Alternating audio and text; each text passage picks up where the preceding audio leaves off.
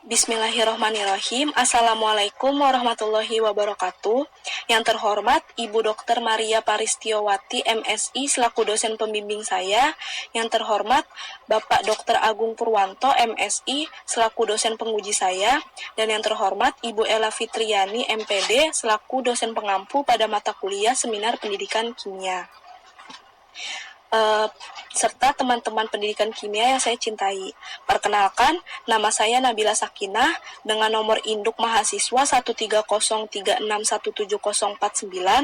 Di sini saya akan mempresentasikan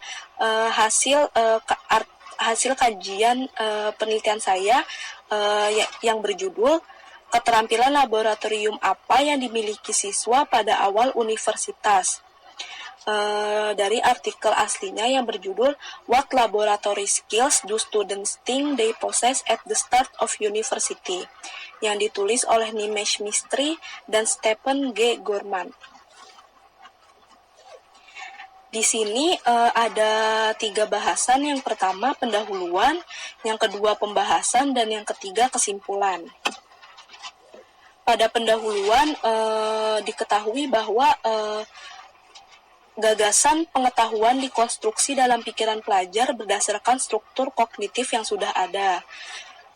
Dan kebanyakan siswa mengharapkan untuk meningkatkan pemahaman mereka tentang teori, mempelajari cara menerapkan teori, dan mengembangkan keterampilan praktik.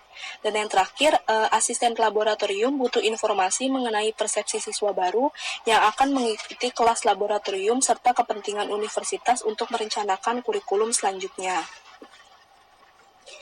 Dan tujuan penelitiannya ini yaitu untuk mengetahui keterampilan laboratorium apa yang harus dimiliki siswa pada awal masuk universitas, sehingga siswa dapat menilai sendiri keterampilan laboratorium mereka dan bagaimana hal ini dapat digunakan untuk memberitahu instruktur tentang cara mendesain kurikulum laboratorium di universitas.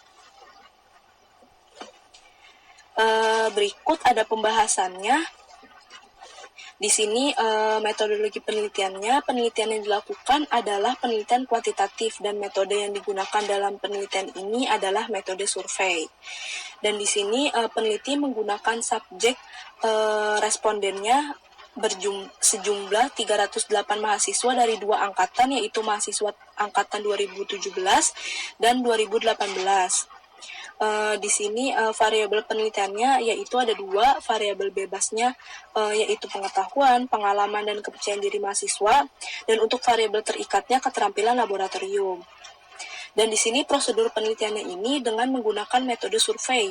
Mahasiswa diberikan beberapa item survei dan diminta untuk menilai pengetahuan, pengalaman, dan kepercayaan diri mereka terhadap keterampilan laboratorium mereka.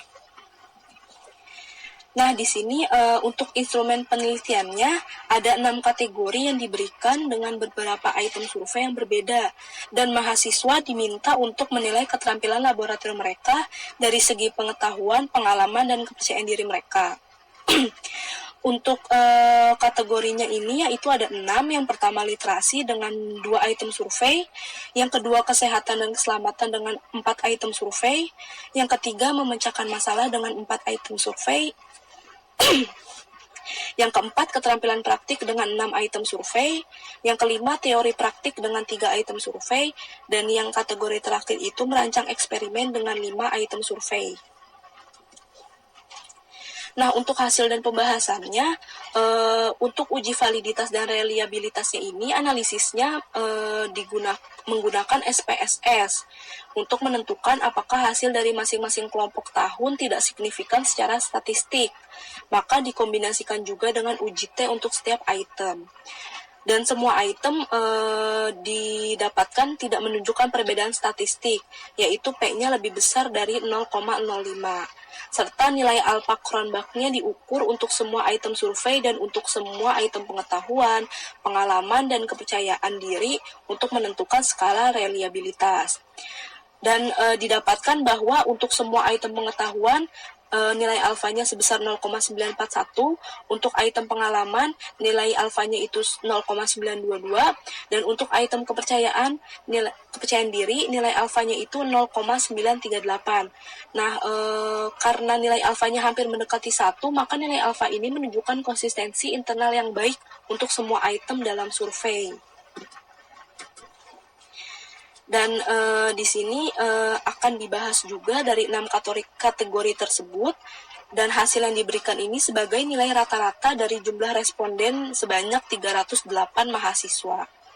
Untuk kategori literasi, di sini ada 2 item survei. Yang pertama, merekam detail eksperimental di buku catatan laboratorium, dan yang kedua, menulis laporan laboratorium lengkap. Nah, bisa dilihat pada ketiga aspek pengetahuan, pengalaman, dan kepercayaan diri, didapat rata pengetahuan ini lebih besar dibandingkan dengan pengalaman dan kepercayaan diri pada kedua item, yaitu sebesar 3,32 dan 2,42. Dan bisa dilihat juga nih di grafiknya, didapat bahwa pada skala 1 sampai 5, di skala keempat ini pengetahuan lebih tinggi dibandingkan dengan pengalaman dan kepercayaan diri. Dan di item yang kedua juga seperti itu. Dan di kategori yang kedua, yaitu kesehatan dan keselamatan, di sini item surveinya ada 4, yaitu yang pertama, mengikuti informasi kesehatan dan keselamatan yang diberikan secara manual untuk percobaan laboratorium, menangani dan membuang bahan kimia dengan aman di laboratorium. Yang ketiga, menilai resiko situasi tertentu di laboratorium dan menanganinya dengan cara yang aman. Dan yang keempat, mampu bekerja dengan aman di laboratorium. Dan di sini didapat juga bahwa nilai rata dari pengetahuan, pengalaman, dan kepercayaan diri pada keempat item, pengetahuan ini ratanya lebih besar. Di item pertama dia ratanya 4,31, item kedua 3,60, item ketiga 3,63, dan item keempat 4,24. Nah, di sini juga di diagramnya bisa dilihat pada skala keempat memang pengetahuan lebih tinggi di item yang kedua, skala keempat juga. Di item yang ketiga juga pada skala keempat pengetahuan lebih tinggi, dan di item yang keempat skala keempat pada pengetahuan lebih tinggi juga dibandingkan pengalaman dan kepercayaan diri. Dan ini untuk kategori yang keempat, yaitu memecahkan masalah. Kategori yang ketiga, memecahkan masalah. Di sini item surveinya itu ada 4. Yang pertama, menggunakan demonstran atau asisten pengajar laboratorium untuk membantu memecahkan masalah yang ditemui selama percobaan. Yang kedua, memahami bagaimana saran yang diberikan kepada saya oleh seorang demonstran atau asisten pengajar laboratorium akan menyelesaikan masalah saya. Yang ketiga, mampu membuat penilaian sendiri tentang masalah yang saya temui selama percobaan. Yang keempat, mampu menemukan solusi sendiri untuk masalah yang ditemui selama percobaan. Dan di sini didapat bahwa pada aspek pengetahuan, pengalaman, dan kepercayaan diri, untuk item yang pertama, kepercayaan diri ini nilai ratanya lebih besar dibandingkan dengan pengetahuan dan pengalaman. Namun pada item yang kedua, ketiga, dan keempat, pengetahuan ratanya lebih tinggi dibandingkan dengan pengalaman dan kepercayaan diri. Bisa dilihat juga di grafiknya. Tadi pada item yang pertama, kepercayaan diri lebih tinggi. Padahal di sini di skala yang keempat, untuk pengetahuan lebih tinggi dibandingkan dengan kepercayaan diri. Namun pada di skala kelima, kepercayaan diri ini lebih tinggi, sehingga didapatkan ratanya kepercayaan diri lebih tinggi daripada pengetahuan.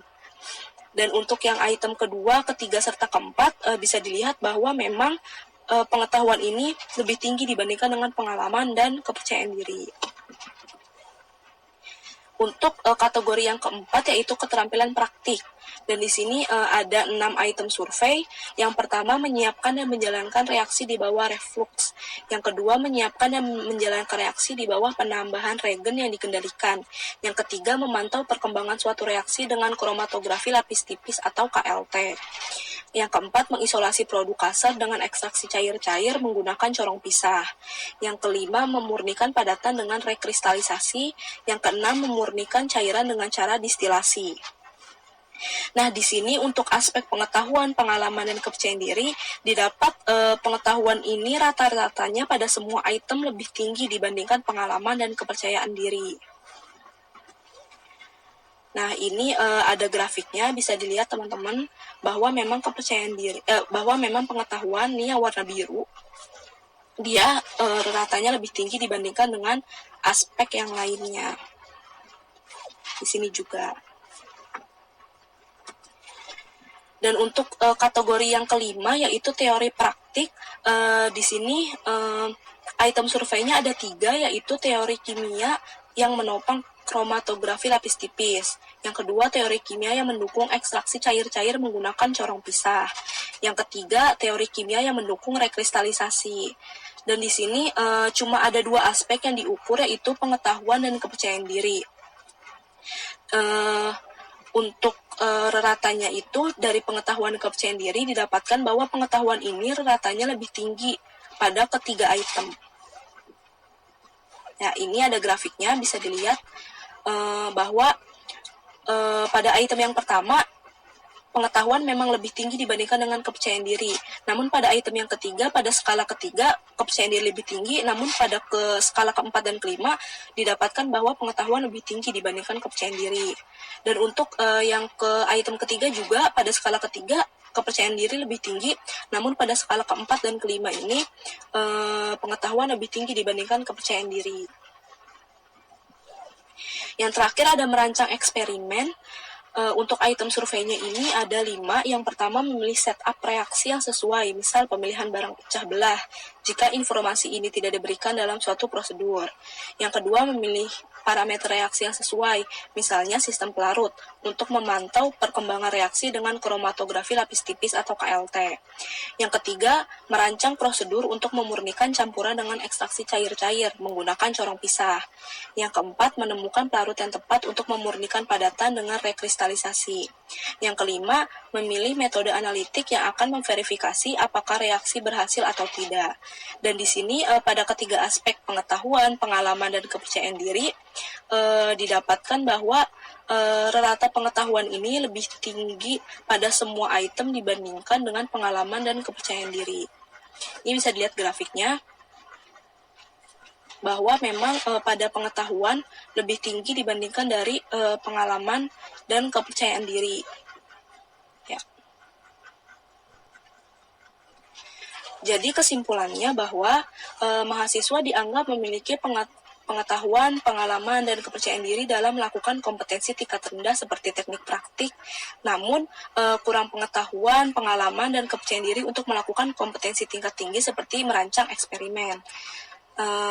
Dan dari hasil yang ditemukan peneliti mengusulkan bahwa instruktur harus menyadari eksperimen itu fokus pada keterampilan praktik tertentu, bukan mengajarkan siswa bagaimana melakukan teknik itu, tetapi sebenarnya memberikan lebih banyak pengalaman dan kepercayaan diri. Karena bisa dilihat juga tadi kan dari hasilnya itu bahwa rata-rata mahasiswa menganggap pengetahuan ini lebih penting pada keterampilan laboratorium. Padahal di samping itu untuk pengalaman dan kepercayaan diri juga sangat penting gitu sangat penting pada keterampilan laboratorium. Maka di sini akan mengubah persepsi dari asisten laboratorium bahwasannya penting juga pada aspek-aspek yang kurang untuk keterampilan awal di mahasiswa yang baru masuk universitas gitu. Dan di sini ada kekurangan juga bahwa mahasiswa ini karena menilai diri sendiri ditakutkan atau dikhawatirkannya terlalu merendahkan atau meninggikan kemampuan yang mereka miliki gitu. Sekian presentasi yang bisa saya sampaikan, kurangnya mohon maaf. Terima kasih untuk semua yang sudah hadir dan sempat menyaksikan. Wassalamualaikum warahmatullahi wabarakatuh. Terima kasih.